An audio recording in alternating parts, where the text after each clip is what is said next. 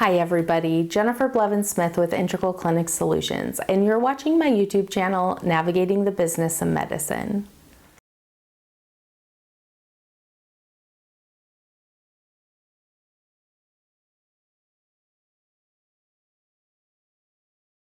Today I want to talk about billing for in-house labs. With cold and flu season rapidly approaching, kids going back to school, depending on your specialty, if you're primary care, urgent care, pediatrics, you're probably going to be starting to see an influx of sick patients. And with sick patients come in-house testing.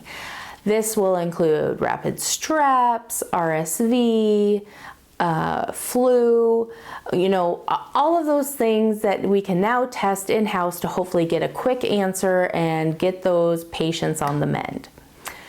A lot of people don't realize that they should be checking their charges for their in-house labs. A lot of people don't check their billed fees, and with the cost of everything right now going up, food, gas, shelter, everything, I'm guessing the cost of your medical supplies has probably increased as well. And with that comes more money out of your pocket. The catch here is the insurances might not have increased and probably not increased their reimbursement for these. That is why I feel you should be running your CPT reports for reimbursement by payer so that you can check and see what you're getting paid. You compare that to what you're paying out of pocket per test, and then you will be able to hopefully negotiate maybe some higher reimbursement with the insurance companies, because we know that usually they do not initiate the conversation for increased reimbursement.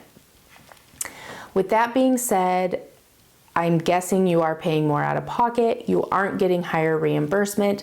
You really want to make sure you're looking at that right now, and especially anticipating coming this new year in a few months, because they probably will go up a little bit more. Reimbursements might go down or they might go up a little bit across the board per CMS fee schedule, but it's not a guarantee. So start doing your due diligence, especially if you haven't tried to renegotiate your charges in at least a year or more with your insurance companies. Look at which ones are maybe even paying the lowest and start with them to see if they'll increase a little more, and then work your way up the ladder. The costs going up and the reimbursement staying the same also really necessitates you making sure that everything that you are providing service-wise to your patients is getting captured on your claims and getting billed out to insurances. So many people miss little things and they'll go, oh, you only get reimbursed $3 for a venipuncture. It's okay if we miss it. Oh, you only get reimbursed $2 for this. It's okay if it gets missed once in a while. No, it's not. Those $3 add up. Those $2 add up. 10 of those would be $20 or $30. And you add those up, and that's a lot of money over time. And you're putting money out of pocket for a lot of this stuff. And so leaving money on the table, in my opinion, is not acceptable. Do not make excuses for inadequacies, inefficiencies. You need to establish workflows and internal checks to make sure that they're all getting captured. Your billing and coding people should be making sure they're reading those chart notes and seeing that all of the CPT codes are on the claim that should be with whatever type of services were rendered and documented in that progress note. If it's an in-house lab, the results should be in that progress note. So they should be counting those results to how many CPT codes are on that claim and matching them up. The one in-house lab that gets missed a lot is the rapid AB flu test. The rapid test is one swab, but you're testing for two different strains of influenza, A and B. Because of that, you are allowed to bill that CPT code twice, one for the A, one for the B. You have to use an appropriate modifier. You need to make sure it's the right test that I'm talking about. And I'm not going to give any codes on here because I want you to do your own diligence. I want you to look into this. But just billing it one time, you're leaving money on the table for the other test. And they do pay for both if you bill it appropriately and correctly. Do not leave money on the table. I cannot stress this enough. Make sure if you're doing rapid influenza testing, and I'm sure there's other in-house tests out there that I'm just not aware of that you can do the same thing for, but you want to make sure that you are billing it twice, even though it's one test, one swab. You're getting two results, A and B. You can bill it twice, one for A, one for B, with the appropriate modifier, and you will get the money. Do not leave money on the table.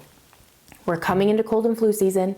You're going to be using a lot of those. You want to make sure that if there is an automatic way in the system to capture both of those, you can do it.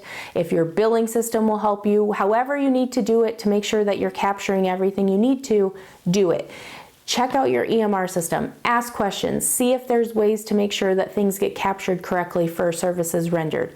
But do not leave money on the table. Use every resource possible to make sure that you are billing for everything that you are doing, because that is very important, especially in small private practices where funds are tight and you live, reimbursement to reimbursement. You want to make sure that you're capturing that. So I hope my passion and my enthusiasm for this is coming through, because this is something that is one of my biggest pet peeves, is leaving money on the table. That's very simple to make sure you're capturing. So go check out if you do any of these tests, if you do any tests where you're getting multiple results for multiple different things, find out, look up if you can bill more than once for that CPT code on the claim using appropriate modifiers so that you can get reimbursed.